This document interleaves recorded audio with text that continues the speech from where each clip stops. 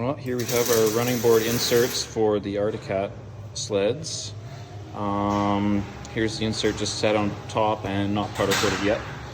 But there is a few steps that need to be done to get these on. So this is what we will go through, what needs to be cut and where, so that we can fasten the new inserts.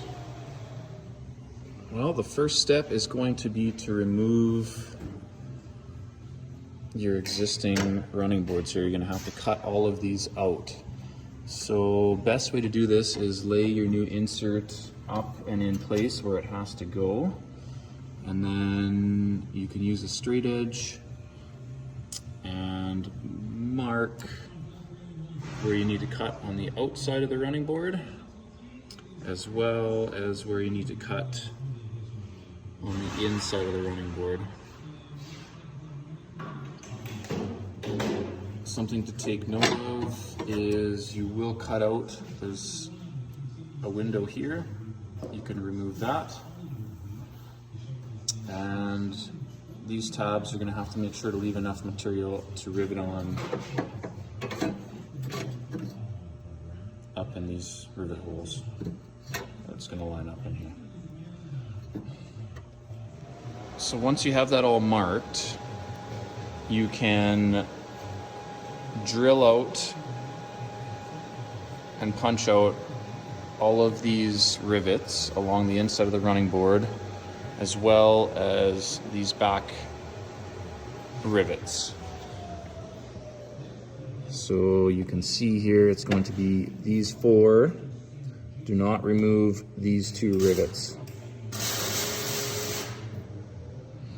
Some of the tools that are going to be pretty helpful for doing this, there's different ways to cut these out and to clean up the boards. So what we've used is a skill saw, a sawzall, a zip disc, or a grinder, just for taking some of the edges off, not so much for cutting because it will ball up with the aluminum.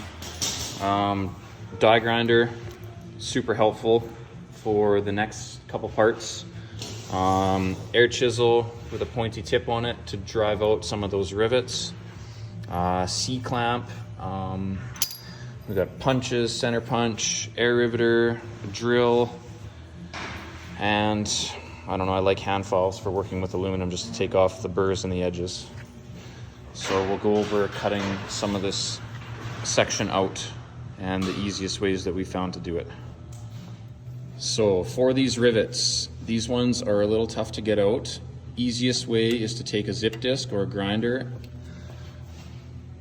and grind or zip off the head and drive them out that way. These rivets, they're aluminum, so these ones you can drill out. Find it easier to center punch and drill from this way. You can drill them from the back side as well. Or you can grind off the back side of the head and air chisel them out. So use your preference. Once the rivets are out, we can start by cutting. So you're going to want to hold that insert up there and make sure you know exactly where you're cutting before you start doing this. So we'll just show the profile here. So we cut all of these off. Make sure to leave a little bit up. You can kind of see that there's a little bit of an arch here, so they kind of come up a little bit. And the easiest way we found to cut those was with the skill saw. You can go in nice and slow. If you're not comfortable with that, Sawzall works very well for this as well. And then same thing for this back window that you can't see here, that's kind of on an angle here. And then you can hand file or die grinder or even a Dremel tool is very handy. And then to cut the outside section, the easiest we found was to use the Sawzall. Again, make sure you mark and know exactly where you're cutting so you don't remove too much material. You need these tabs here to rivet on the new inserts. So draw a nice line on there, use a Jiffy marker, and you can cut all those off there. And then the step after that is to take some of the lip down. So all of the lip that comes up it on this one here. Where these are raised, we need to grind that edge down, what's left, so that the new insert can sit flush on this section. This doesn't have to be all taken down, just a little bit removed, because this has a little bit higher face on it, so just a little bit of material needs to be removed on that. So a zip disc or a grinder for that edge. And the easiest to get this lip down was with a die grinder. You can just get in there kind of from the back edge here and just buzz it all off. Take it and buzz all that off, and then you can clean it up and take a file after if you want to take the burrs off. And once you have that all ready, you're ready to start installing your insert. So that's what it's going to look like when it's all opened up. I'll get one side riveted on. Let's go into the next. So for placement, we have a hole here. So this will be the first rivet you put in. That'll be your aligning hole. And just plumb it all up. Make sure you're nice and straight. You got a nice straight line. And then you can come and start drilling. I'm just starting in the middle. So we're putting a hole in here. And we got short rivets from this hole all the way up to the front. And the rest of the rivets will be longer. So we're putting these in from the bottom, but just for alignment, we're just putting one in there. And then we can hold it down and drill all of these outside holes, and we will pop those rivets in back to front or front to back, back to front. That's what we're gonna do. And then we'll go into the next step for drilling these from the underside, and we will pop rivets from the top down. All right, once you got all of your outside rivets in from the bottom up, which add just a little bit more grip, we're gonna move on to the back. We got the next 3 rivets. So we drilled those from the bottom holes, obviously, since those were existing. So we're drilling these up, and then we're gonna go on to these other ones next. So these will all be the longer rivets.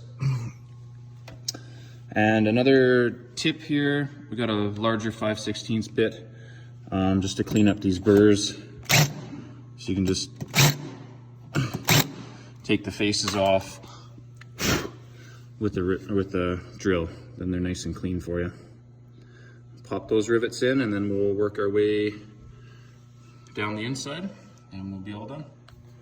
All right, one last thing to note here. All of these inside rivets that we've drilled and punched out, the stock ones, these are actually a little larger rivet than the 3/16 rivets. So if we have the right hardware, we'll be sending out some 1/4-inch rivets for this inside section that are the proper length. If not, we will have 3/16 rivets with washers. So we will be backing the backside of the rivet with a little stainless rivet washer. And the easiest way to hold these on there is just with a little socket. So I just have a 1/4-inch socket here, set the washer on there, hold it up, and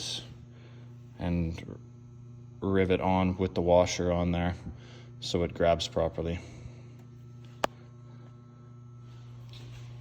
There it is, all installed.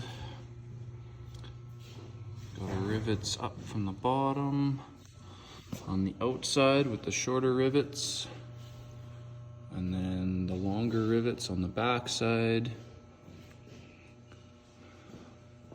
These were 3/16 rivets, so we have all of these washered just because we didn't have any 1/4-inch rivets this go around. And like I said, just take your time, make sure you template out and cut in the right spot, especially on this outside edge, so that you have enough room, enough material left to get your rivets in on these. Not too difficult, takes a little bit of time, but well worth it.